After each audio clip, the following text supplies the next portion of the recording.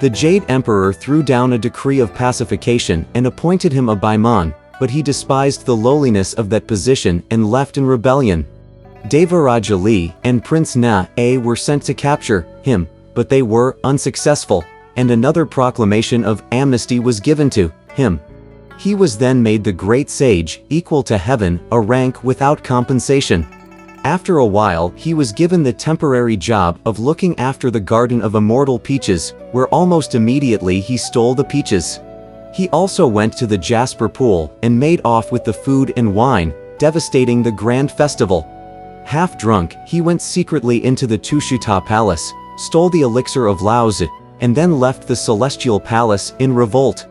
Again the Jade Emperor sent 100,000 heavenly soldiers, but he was not to be subdued. Thereafter, Guanyin sent for the immortal master Erlang and his sworn brothers, who fought and pursued him. Even then he knew many tricks of transformation, and only after he was hit by Laozi's diamond snare could Erlang finally capture him. Taken before the throne, he was condemned to be executed.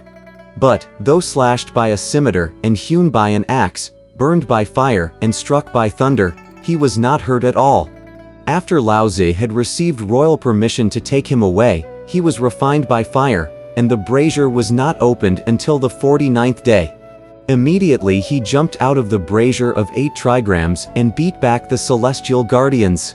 He penetrated into the Hall of Perfect Light, and was approaching the Hall of Divine Mists when numinous officer Wang, aide to the immortal master of adjuvant holiness, met and fought with him bitterly. 36 Thunder Generals were ordered to encircle him completely, but they could never get near him. The situation is desperate, and for this reason, the Jade Emperor sent a special request for you to defend the throne. When Tathagata heard this, he said to the various Bodhisattvas, "All of you remain steadfast here in the chief temple, and let no one relax his meditative posture. I have to go exorcise a demon and defend the throne." Tathagata then called Ananda and Kasyapa, his 2 venerable disciples, to follow him.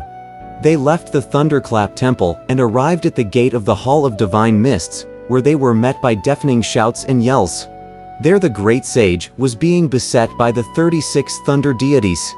The Buddhist patriarch gave the Dharma order. Let the thunder deities lower their arms and break up their encirclement. Ask the great sage to come out here and let me ask him what sort of divine power he has. The various warriors retreated immediately, and the great sage also threw off his magical appearance. Changing back into his true form, he approached angrily and shouted with ill humor. "What region are you from, monk, that you dare stop the battle and question me?" Tathagata laughed and said, "I am Sakyamuni, the Venerable One from the western region of ultimate bliss. I have heard just now about your audacity, your wildness, and your repeated acts of rebellion against heaven. Where were you born, and in which year did you succeed in acquiring the way?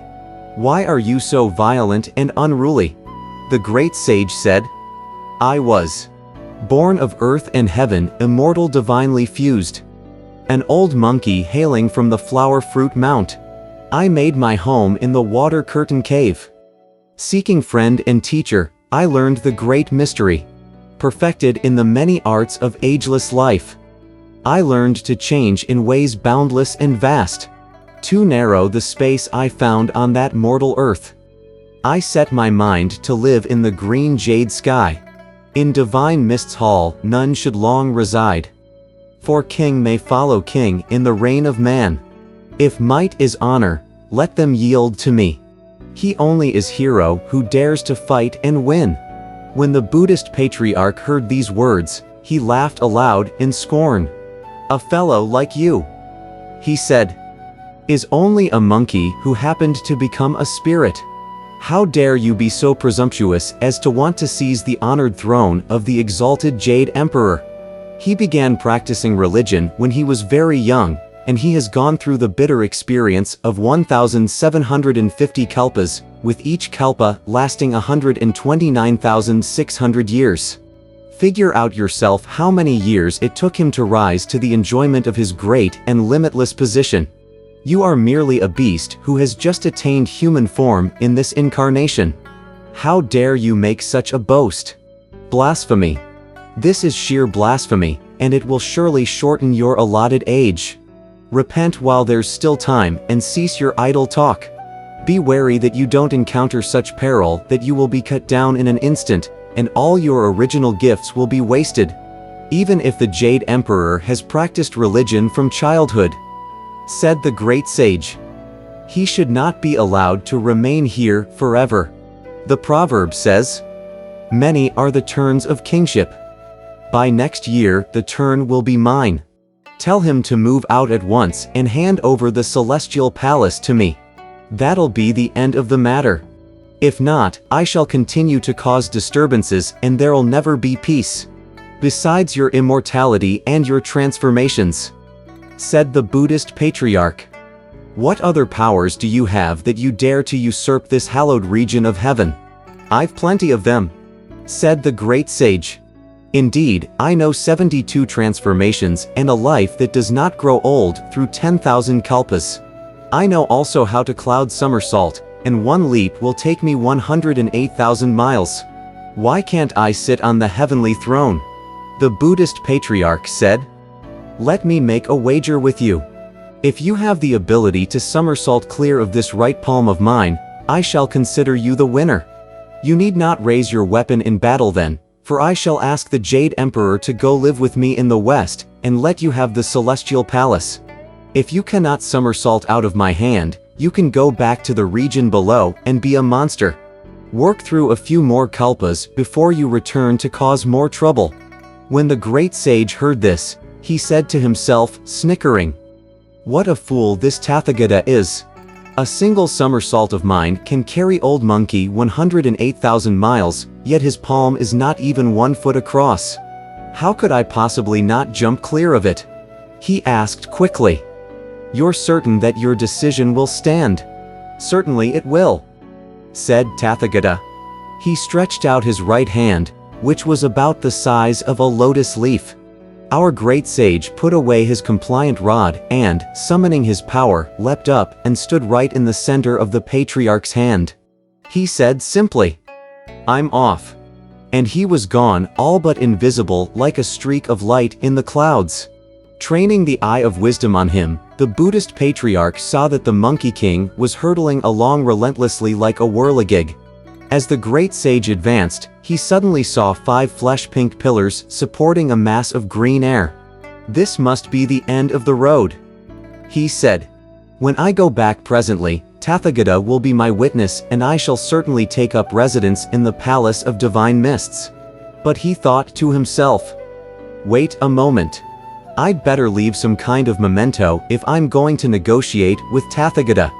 He plucked a hair and blew a mouthful of magic breath onto it, crying, "Change." It changed into a writing brush with extra thick hair soaked in heavy ink. On the middle pillar he then wrote in large letters the following line: "The great sage, equal to heaven, has made a tour of this place." When he had finished writing, he retrieved his hair, and with a total lack of respect he left a bubbling pool of monkey urine at the base of the first pillar. He reversed his cloud somersault, and went back to where he had started. Standing on Tathagata's palm, he said, "I left, and now I'm back. Tell the Jade Emperor to give me the celestial palace." "You pisshead ape," scolded Tathagata. "Since when did you ever leave the palm of my hand?" The great sage said, "You are just ignorant. I went to the edge of heaven, and I found 5 flesh-pink pillars supporting a mass of green air. I left a memento there. Do you dare go with me to have a look at the place?" "No need to go there," said Tathagata. "Just lower your head and take a look." When the great sage stared down with his fiery eyes and diamond pupils, he found written on the middle finger of the Buddhist patriarch's right hand the sentence, "The great sage, equal to heaven, has made a tour of this place." A pungent whiff of monkey urine came from the fork between the thumb and the first finger. Astonished, the great sage said, "Could this really happen? Could this really happen? I wrote those words on the pillars supporting the sky. How is it that they now appear on his finger?" Could it be that he is exercising the magic power of foreknowledge without divination? I won't believe it. I won't believe it. Let me go there once more. Dear great sage. Quickly he crouched and was about to jump up again when the Buddhist patriarch flipped his hand over and tossed the Monkey King out of the West Heaven Gate. The 5 fingers were transformed into the 5 phases of metal, wood, water, fire, and earth.